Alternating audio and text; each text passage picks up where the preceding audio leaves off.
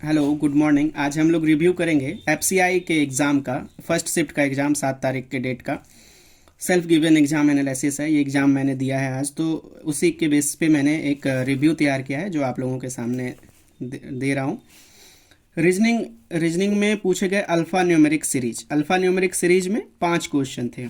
सैलोगिज्म के 4 क्वेश्चन थे। इनइक्वालिटी के भी 4 क्वेश्चन थे। पजल 2 थे, एक जिसमें 8 आदमी को बिठाना था, पर्सन 8 थे, और इनको बिठाना था 1 बाय 1 करके एक सीक्वेंस में।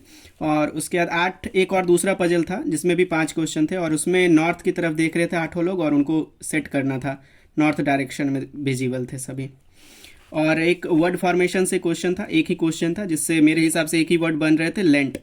और एक नंबर ऑफ लेटर्स बिटवीन वाला था, एक ही क्वेश्चन था उससे भी, तो उसके 3 बन रहे थे, नंबर्स ऑफ लेटर उनके बीच में 3 थे, बैकवर्ड और फॉरवर्ड करके। तो इसका लेवल जो है वो इंग्लिश रीजनिंग का लेवल बहुत ही ईजी था मेरे हिसाब से। रीजनिंग बहुत ही ईजी आया हुआ था। मैथ्स की बात करें, डीआई 5 क्वेश्चन थे, रॉन्ग नंबर सीरीज से भी 5 क्वेश्चन थे, सिंप्लीफिकेशन के 5 क्वेश्चन थे, वर्ड प्रॉब्लम 10 थे जिसमें 5 ईजी थे, 5 मॉडरेट थे।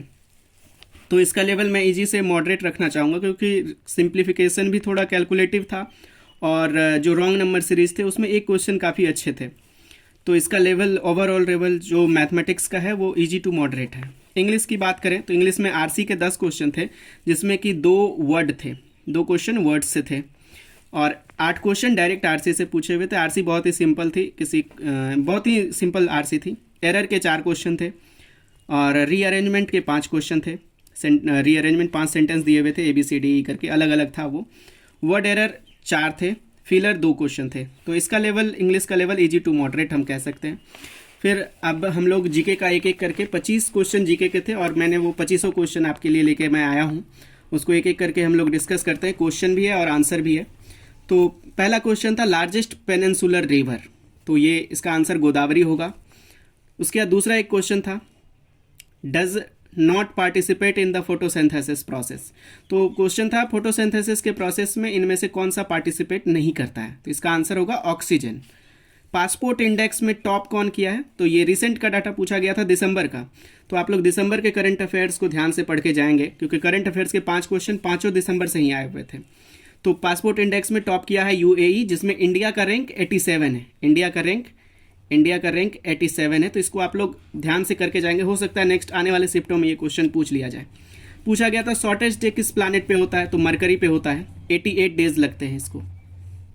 तो आप लोग अर्थ का या फिर मार्स वगैरह का देख के जाएंगे। मेक इन इंडिया 2.0 में कितने सेक्टर में वर्क करता है, तो इसका answer 27 sector. Make in India जो है वो 27 सेक्टर में वर्क करता है, make in India 2.0। 7th water impact summit, ये भी दिसंबर में हुआ, ये भी दिसंबर का क्वेश्चन था जो कि न्यू दिल्ली में ऑर्गेनाइज हुआ था। तो इसका थीम वगैरह आप लोग देख लेंगे। एनपीएस कम्स अंडर, यानी कि नन परफॉर्म, एनपीएस जो है ये किसके अंदर में आता है, तो पीएफआरडीए के अंतर्गत ये काम करता है, वर्क करता है अंडर में।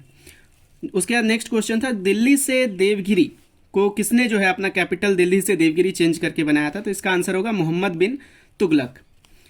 आइजॉल पूछा गया था, आइजॉल किसका कैपिटल है, तो मिजोरम का कैपिटल है। इकोनॉमिक सर्वे किसके द्वारा रिप्रेजेंट किया जाता है, तो फाइनेंस मिनिस्टर के द्वारा इकोनॉमिक सर्वे को रिप्रेजेंट किया जाता है। आर्टिफिशियल मैग्नेट के बारे में पूछा गया था, जो इनमें से कौन सा आर्टिफिशियल मैग्नेट है, तो बहुत सारे ऑप्शन थे, 3-4 ऑप्शन थे, तो जिसमें से एक मैंने लिख दिया बार मैग्नेट। हालांकि इसका आंसर जो है वो ऑल ऑफ दीज है तो होता।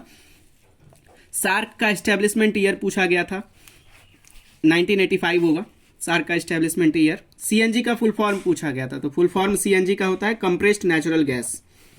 उसके बाद पूछा गया था कान्हा पार्क कहाँ है, तो ये मध्य प्रदेश में है, MP. Third runner up FIFA पूछा गया, यानी कि 4th प्लेस पे कौन आया था, तो इसका आंसर होगा मोरक्को। फीफा के बारे में आप लोग अच्छी तरीके से पढ़ लेंगे क्योंकि ये भी दिसंबर का ही क्वेश्चन है। आईएफएससी फर्स्ट 4 डिजिट जो है वो क्या चीज़ इंडिकेट करता है, तो वो बैंक नेम को इंडिकेट करता है, तो इसके बारे में भी आप लोग जानकारी ले लेंगे। पोर्ट ऑफ इंडस वैली जो है वो पूछा गया था, इंडस वैली का पोर्ट कौन सा है, तो लोथल। और उसके बाद सुरक्षा बीमा करंट चार्ज जो है उसका पूछा गया था, सुरक्षा बीमा में करंट चार्ज कितना है, तो 20 रुपया इसका अभी करंट चार्ज है। उसके बाद प्रिंसली स्टेट का मर्जर किसने किया था, तो ये हम लोग तो पहले से ही जानते हैं, सरदार वल्लभ भाई पटेल। लाइट ईयर पूछा गया था, इससे क्या मेजर करते हैं, तो लाइट ईयर से हम लोग डिस्टेंस मेजर करते हैं। ब्रॉन्ज मेगास्थनीज जो है वो किसके टाइम पे आया हुआ था इंडिया, तो चंद्रगुप्त मौर्य के टाइम पे। ब्रॉन्ज जो है वो कॉपर और टीन से मिलकर बनता है। साइंस टेक में पूछा गया था, मिनिस्ट्री ऑफ स्टेट जो है उसका इंडिपेंडेंट चार्ज किसके पास है, तो जितेंद्र सिंह के पास है।